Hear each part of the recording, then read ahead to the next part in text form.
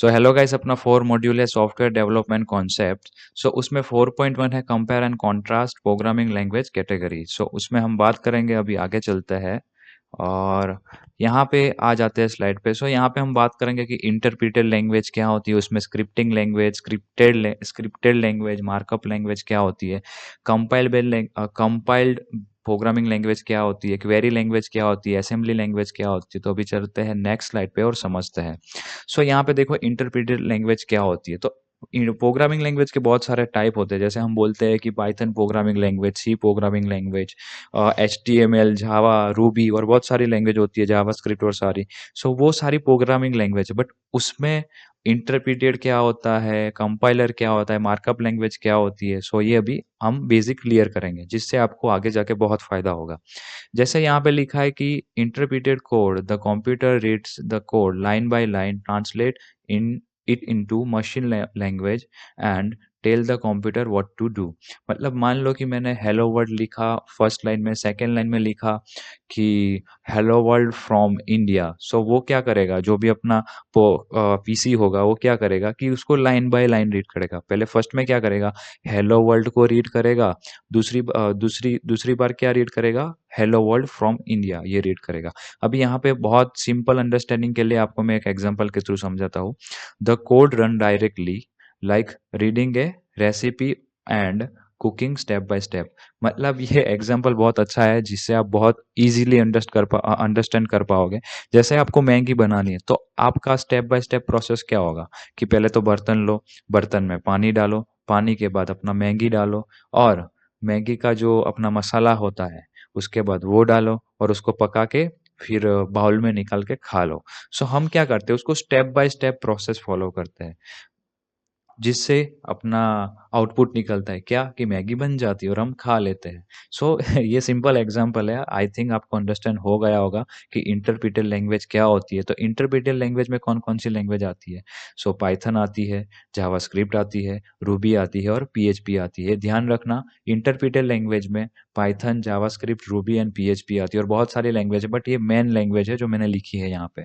सो उसमें interpreted language में अब स्क्रिप्टिंग लैंग्वेज क्या है, देखो मैं कहाँ जा रहा हूँ। इंटरप्रिटेड लैंग्वेज के बारे में हमने समझा, अब आते हैं स्क्रिप्टिंग लैंग्वेज कौन कौन सी है। तो स्क्रिप्टिंग लैंग्वेज क्या है, a scripting language is a type of interpreted language often use to automate task और कंट्रोल प्रोग्राम।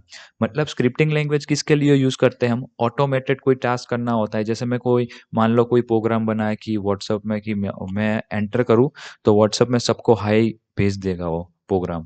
सो वो क्या, मैंने एक स्क्रिप्ट बनाई जिससे वो हाई सबको भेज दे। सो ये प्रोग्राम हो गया छोटा सा। सो किस में बनाया होगा, पाइथन, पावर सेल और बैश लैंग्वेज में भी बना सकता हूँ।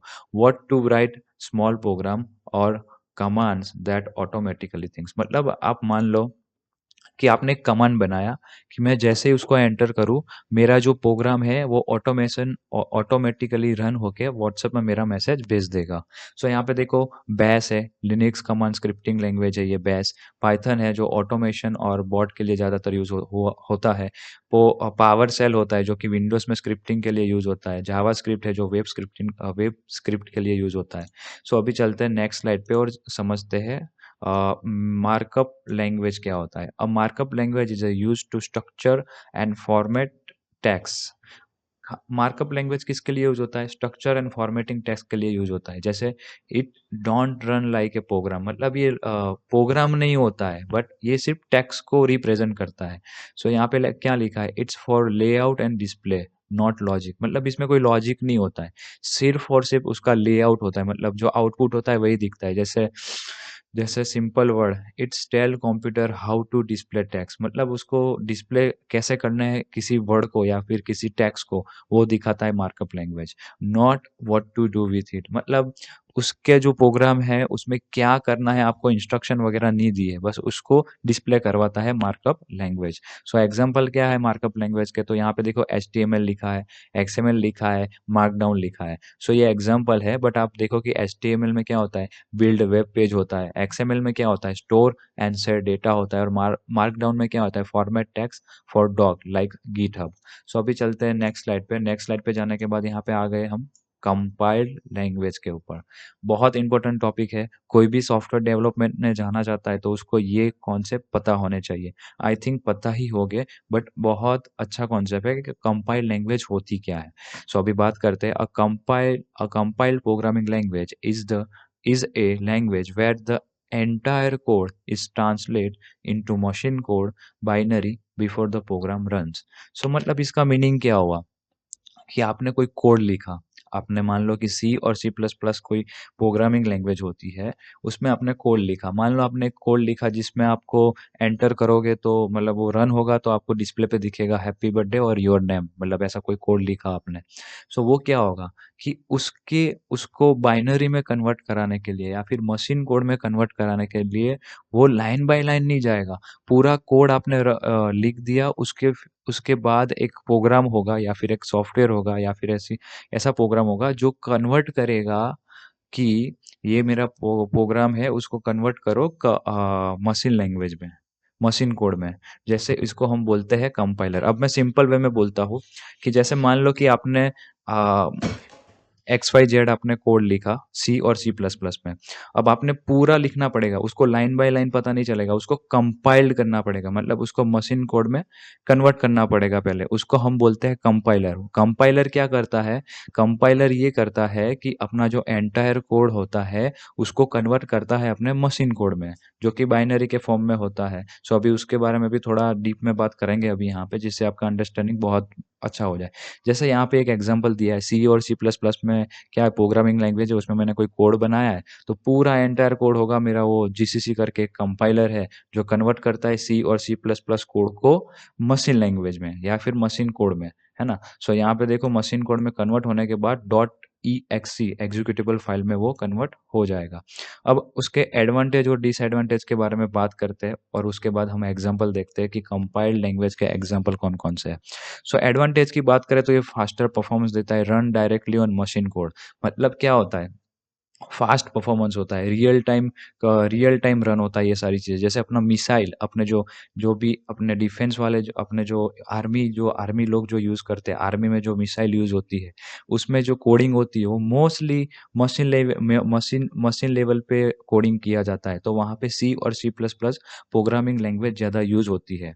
सो यहाँ पे क्या होता है कि इसका एडवांटेज ये है कि harder to reverse engineering than script. मतलब ये मिलिट्री वाले जो भी अपने मिसाइल वगैरह जो यूज़ करते हैं उसमें क्यों सी और सी प्लस प्लस डाल के रखते हैं?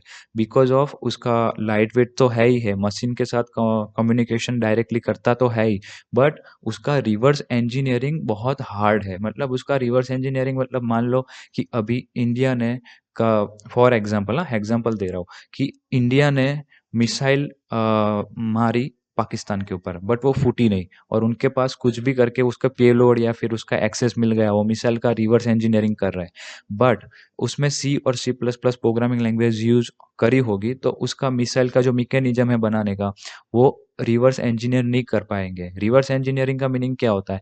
कोई भी चीज़ को रिवर्स इंजीनियरिंग के थ्रू अपने लिए यूज़ करना। सो वो नहीं कर पाएंगे, इसीलिए ये ज़्यादातर यूज़ करते हैं सी और सी प्लस प्लस लैंग्वेज। यहाँ पे देखो, good for large program and system level apps. मतलब क्या भी हो, अपने जो जितने भी ड्राइवर्स है, जो कि हमारा क्या करता है, ड्राइवर्स के बारे में मैंने बताया ही है वीडियो में। सो वो क्या करता है, ऑपरेटिंग सिस्टम और अपना जो एक्सटर्नल हार्डवेयर होता है उसके बीच में कम्युनिकेशन करवाना काम कर, कम्युनिकेशन ईजी वे में हो जाए और सॉफ्टली हो जाए, इसके लिए वो एक ड्राइवर प्रोग्राम मतलब एक सॉफ्टवेयर होता है या फिर प्रोग्राम होता है। तो वो कहाँ किस लैंग्वेज में लिखा होता है, ज़्यादातर सी और सी प्लस प्लस में ही लिखा होता है ये सारी चीज़ें। सो डिसएडवांटेज की बात करें, कंपाइल लैंग्वेज के डिसएडवांटेज की बात करें तो क्या है, slower to test, must compile first. मतलब आपको मान लो कि आपने एक मस्त कोड बना दिया या फिर एक 50 लाइन का कोड बना दिया और आप उसको कंपाइल करके रन कर रहे हो तो एरर आया तो आपको पता ही नहीं चलेगा कि किस लाइन में एरर है। इसलिए क्या होता है, स्लो टू टेस्ट, मतलब उसको टेस्ट करके फिर अपने को फिक्स करना पड़ता है। टेस्ट करते करते करते करते अपने को पता चलता है कि किस लाइन में प्रॉब्लम है। हालांकि अभी टेक्नोलॉजी आगे बढ़ गई है तो वो दिखा देता है कि किस लाइन में आपका प्रॉब्लम है। सो यहाँ पे देखो, harder to fix, small bugs quickly compare to scripting language. मतलब स्क्रिप्टिंग लैंग्वेज में क्या होता है कि लाइन बाय लाइन रीड करता है ना, तो सीधा पता चल जाता है कि इस लाइन में प्रॉब्लम है, वहां से सीधा वो क्या करता है, कन्वर्ट करना बंद कर देता है। बट यहाँ पे क्या होता है, पूरा कन्वर्ट होता है, उसके बाद पता चलता है कि अच्छा यहाँ पे बग था। तो इसीलिए ये स्मॉलर बग को क्विकली हम फाइंड आउट नहीं कर पाते हैं कंपाइल लैंग्वेज में, इसलिए वो थोड़ा हार्डर है और फिक्स करना थोड़ा प्रॉब्लमेटिक होता है। सो यहाँ पे क्या होता है कि एग्जाम्पल की बात करें तो C, C plus plus, rust, go, swift, Java compiles to byte code then run on JVM. मतलब ये सारी प्रोग्रामिंग लैंग्वेज है जो कंपाइल लैंग्वेज में आती है। अभी चलते हैं नेक्स्ट स्लाइड पे। सो नेक्स्ट स्लाइड पे आने के बाद यहाँ पे देखो क्वेरी लैंग्वेज के बारे में हम बात करते हैं, जो कि बहुत इंपॉर्टेंट है। अपना जो भी डेटा होता है वो सारा स्टोर होता है क्वेरी लैंग्वेज के थ्रू, और फैच भी इसी लैंग्वेज के थ्रू होता है। सो यहाँ पे क्या है, query language is used to ask question and get data from a database on information system। मतलब क्या होता है, a query language is used to ask question and get data from database or information system, help you help you help you find, add, update और delete data इन database. मतलब कोई भी data मेरे को फैच करना है तो मैं क्या करूँगा, एक क्वेरी लिखूंगा जिससे मेरा, जैसे मैंने फाइंड लिखा एक्स वाई जेड, तो एक्स वाई जेड चीज़ें जो डेटाबेस में होगी वो मेरे को ला के देगा।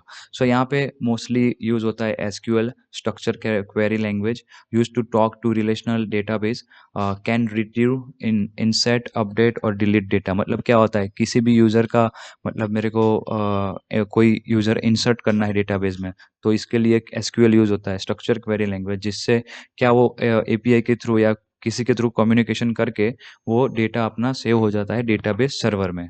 सो अभी आ जाते हैं कि क्वेरी लैंग्वेज कितने टाइप्स के हैं और यूज़ फॉर उसके केसेस देखते हैं कि ये किसके लिए ज़्यादातर यूज़ होता है।